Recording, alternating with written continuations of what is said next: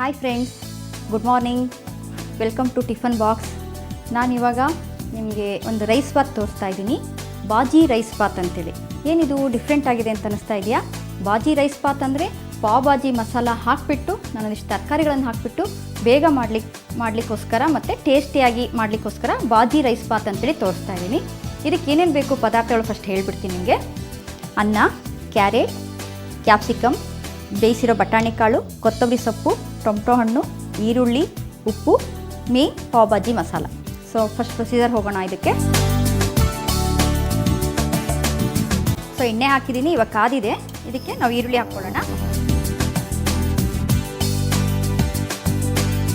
So ಈರುಳ್ಳಿ ಒಂದು ಸ್ವಲ್ಪ ಫ್ರೈ ಆದಮೇಲೆ ಕ್ಯಾಪ್ಸಿಕಮ್ ಎಲ್ಲ ಚಿಕ್ಕದಾಗಿ ಹೆಚ್ಕೊಂಡ್ರೆ ನಿಮಗೆ ಬೇಗ ಬೇಯುತ್ತೆ. ಇದ್ರ ಜೊತೆಗೇ ಟೊಮಟೊ ಹಣ್ಣು ಸಹ ಹಾಕ್ಕೊಂಬಿಡೋಣ ನಾವು.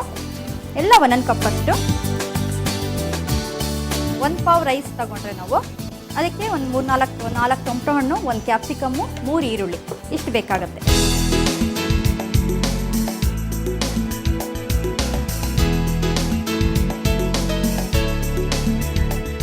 ಸೊ ಈಗ ಟೊಮಟೊ ಹಣ್ಣೆಲ್ಲ ಬೆಂದಿದೆ.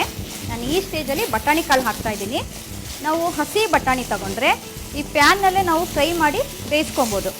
ಇವಾಗ ಸ್ವಲ್ಪ ಕ್ಯಾರೆಟ್ ಹಾಕ್ಕೊಳ್ಳೋಣ.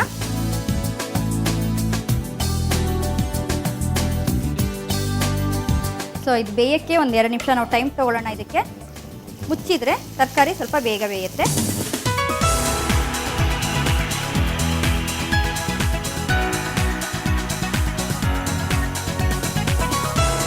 ಸೊ ಇದಾಗಿದೆ ಇವಾಗ. ಸೊ ಇದಕ್ಕೆ ನಾನು ಪಾವ್ ಭಾಜಿ ಮಸಾಲ ಪುಡಿ ಹಾಕ್ಕೊಳ್ತಾ ಇದ್ದೀನಿ. ಇದು ಚೆನ್ನಾಗಿ ತರಕಾರಿಗಳ ಜೊತೆ ಚೆನ್ನಾಗಿ ಬ್ಲೆಂಡ್ ಆದರೆ ನಿಮಗೆ ಟೇಸ್ಟ್ ಚೆನ್ನಾಗಿ ಸಿಗುತ್ತೆ ಅವಾಗ. ಸೊ ಇದಾಗಿದೆ. ಇದಕ್ಕೆ ರುಚಿಗೆ ತಕ್ಕಷ್ಟು ಉಪ್ಪು ಹಾಕ್ಕೊಡೋಣ. ಸೊ ಉಪ್ಪು, ಹುಳಿ, ಖಾರ ಎಲ್ಲ ಹಾಕಾಗಿದೆ ನಾನು. ಕ್ಯಾರೆಟು ಸ್ವಲ್ಪ ನಿಮಗೆ ಸಿಹಿ ಅಂಶ ಕೊಡುತ್ತೆ. ಇವಾಗ ಅನ್ನ, ಲಾಸ್ಟ್ ಐಟಮ್ ಇದು. ಅನ್ನ ಹಾಕಿಬಿಟ್ಟು ಚೆನ್ನಾಗಿ ಬಾಡಿಸ್ಬಿಟ್ರೆ ನಮ್ಮ ಬಾಜಿ ರೈಸ್ ಬಾತು ರೆಡಿ ಆಗುತ್ತೆ. ಲಾಸ್ಟಲ್ಲಿ ಫೈನಲಿ ಕೊತ್ತಂಬರಿ ಸೊಪ್ಪು ಹಾಕ್ಕೊಡೋಣ. ಸೊ ನಮ್ಮ ಬಾಜಿ ರೈಸ್ ಬಾತ್ ರೆಡಿಯಾಗಿದೆ ಇವಾಗ. ಸೊ ಇದನ್ನು ಸರ್ವಿಂಗ್ ಪ್ಲೇಟ್ಗೆ ಹಾಕ್ತಾಯಿದ್ದೀನಿ.